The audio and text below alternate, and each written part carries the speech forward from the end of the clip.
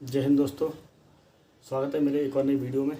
तो आज इस वीडियो के माध्यम से हम जानेंगे कि बीआरओ में जो सीपीएल की भर्ती होती है वो यानी कि कब होती है और किस प्रकार से यानी कि जो भर्ती होती है वो संपन्न होती है, या जो भाई यानी भर्ती होना चाहते हैं।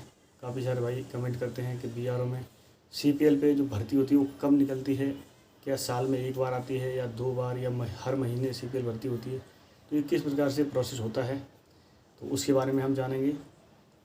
और सीपीएल के यानी कि क्या क्या इसमें एजुकेशन मांगा जाता है सीपीएल में भर्ती होने के लिए, और साथ ही साथ इनके यानी कि इनको क्या सर्टिफिकेट मिलता है या इनका या क्या मतलब वर्क एरिया क्या रहता है, इनको कहाँ कहाँ के लिए भर्ती किया जाता है।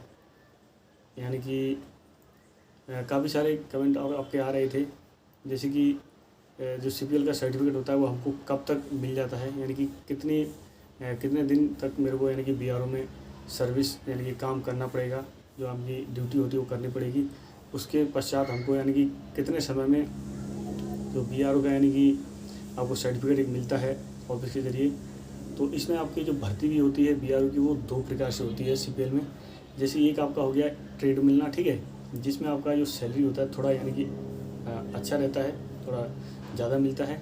एक होता है आपका सिंपल सीपीएल में भर्ती होना, ठीक है, तो उसमें आपका यानी कि सैलरी थोड़ा डाउन रहता है। तो आगे हम बात करेंगे विस्तार से, ठीक है। और एक मेन टॉपिक जो है यानी कि बीआरओ में आप सीपीएल में भर्ती होने के बाद यानी कि आप जब यानी कि कोई फॉर्म फिल करेंगे बीआरओ का ही, वैकेंसी जब आती है या कोई भी ट्रेड हो, सिपाही रैंक की या कोई भी ट्रेड हो, तो उसमें आपको जो छूट होता है कितना % मिलता है। वैसे मैं वेटेज का वीडियो यानी कि छूट का वीडियो बना चुका हूँ। इसमें एनसीसी में कितना छूट मिलता है या बीआरओ के जो कैजुअल पैड लेबर होते हैं उनको कितना यानी % छूट इसमें मिलता है।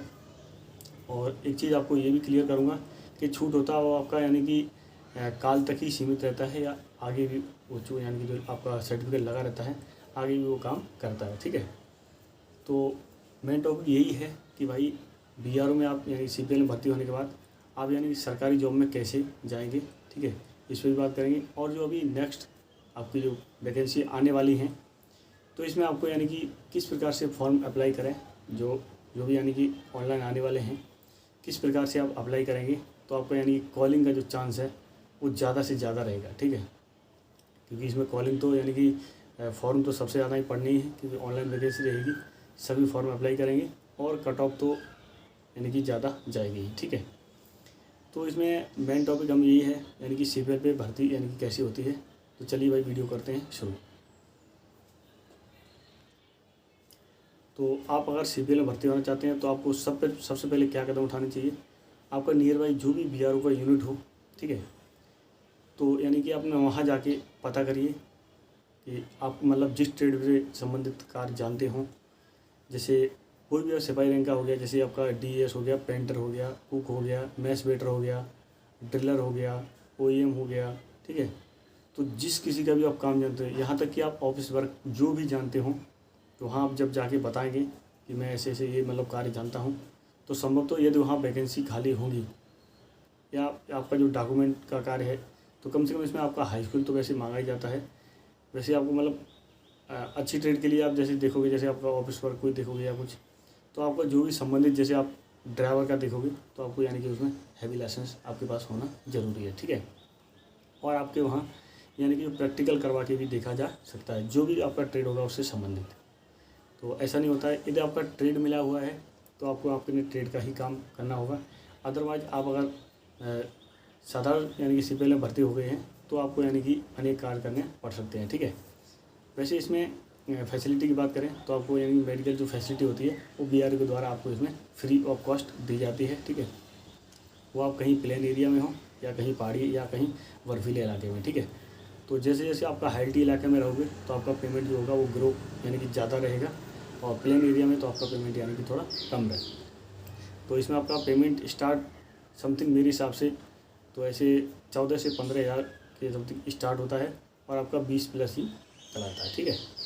तो ये आपका वो हो गया। तो आप भर्ती प्रक्रिया से जब भी आप यूनिट में जाओगे, किसी को बात करोगे कैसे ऐसे मेरे को यहाँ भर्ती होना है सीपीएल में, तो हाँ वो आपको यानी कि जो टेस्ट वगैरह होता है, अगर वैकेंसी खाली होगी टेस्ट वगैरह में पास हो जाते हैं आप, वैसा कोई रिटन टेस्ट वगैरह नहीं होता है। यदि LDC वगैरह ये जैसे कोई ऑफिस वर्क जब आप यानी कि वहाँ बताओगे कि मैं ऑफिस का काम जानता हूँ, तो आपको वहाँ प्रैक्टिकल ही थोड़ा करके दिखाना पड़ेगा, क्योंकि वो पक्का देखेंगे इनको काम आता है या नहीं, ठीक है।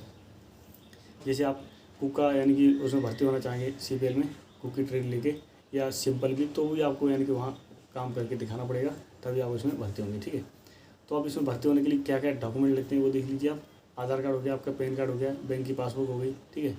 उसके बाद हो गया आपका एक मेडिकल सर्टिफिकेट कि बंदा यानी कि फिट है या नहीं, ठीक है। बीच बीच में आपका वैसे मेडिकल होता रहता है, ठीक है। VRO के डॉक्टर्स वगैरह आपका यानी कि मेडिकल वगैरह करते रहते हैं, तो जिसमें आपको जो भी संबंधित परेशानी होती है उसकी दवाई वगैरह मिल जाती है, ठीक है।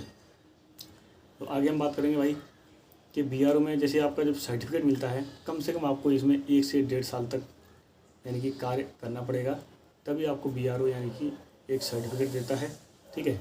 एक्सपीरियंस सर्टिफिकेट, जिस भी ट्रेड से संबंधित आपका एक्सपीरियंस सर्टिफिकेट होगा, आप उस ट्रेड में यानी कि जब भी वैकेंसी आती है आप अप्लाई कर सकते हैं। और इसमें क्या होता है, जब आप जैसे अप्लाई करते हैं तो आपको यानी कि 10% इसमें छूट दी जाती है, ठीक है, VRO के द्वारा। यानी कि ये छूट रहती है वो सिर्फ कॉलिंग के लिए ही रहती है, ना कि आपका ट्रेड टेस्ट या जो भी अदरवाइज प्रक्रिया रहती है उसके लिए, ठीक है।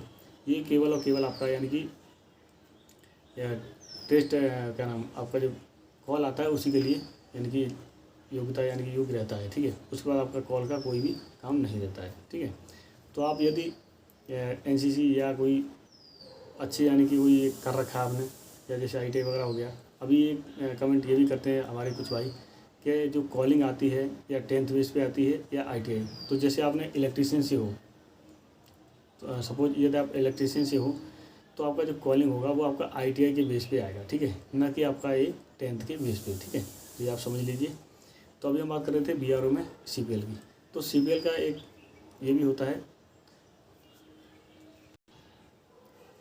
तो CPL में भाइयों में हमारे मतलब एक ये भी जुनून रहता है, बगैर वर्दी के इतनी ठंडी में मतलब जो देश के प्रति अपना यानी कि श्रद्धा भाव से और अपने जुनून से जो कार्य करने की उनकी क्षमता होती है, तो इस प्रकार यानी कि वे बहुत ही लगन से, बहुत ही अपने मतलब दृढ़ शक्ति से जो VRO के लिए काम करते हैं, तो उनके लिए एक बार सैल्यूट करता हूँ।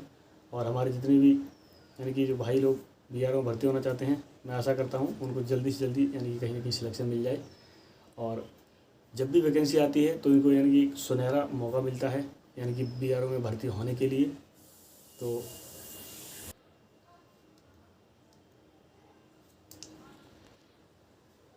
और काफ़ी सारे भाइयों का कमेंट ये रहता है कि यदि CPL में भर्ती होने के बाद आपको रहना कहाँ पड़ेगा, यानी कि जो इसकी कुछ शाखाएँ रहती हैं, मैं आपको बता दे रहा हूँ। जैसे आपका DGPR हो गया, ठीक है, ADGPR हो गया, उसका चीफ हेडक्वार्टर हो गया, BRTF हो गया, RCC हो गया, ठीक है, BCC हो गया, वर्कशॉप हो गया, और आपका डेट हो गया, EBW हो गया, WBW हो गया, ठीक है। तो इसकी ऐसी शाखाएँ रहती हैं, आपको वहाँ आपको यानी कि वहीं रहना पड़ेगा, ठीक है। ऐसा नहीं कि आपको एक ही जगह रहना पड़ो, कहीं आगे पीछे भी आपको जाना पड़ सकता है, आपको अटैची भेजा जा सकता है। तो आपका इसमें क्या है, अगर आप हाई में जाएंगे तो आपका सैलरी थोड़ा अच्छा रहेगा, और या आप डाउन में रहेंगे तो आपका सैलरी कुछ कम रहेगा।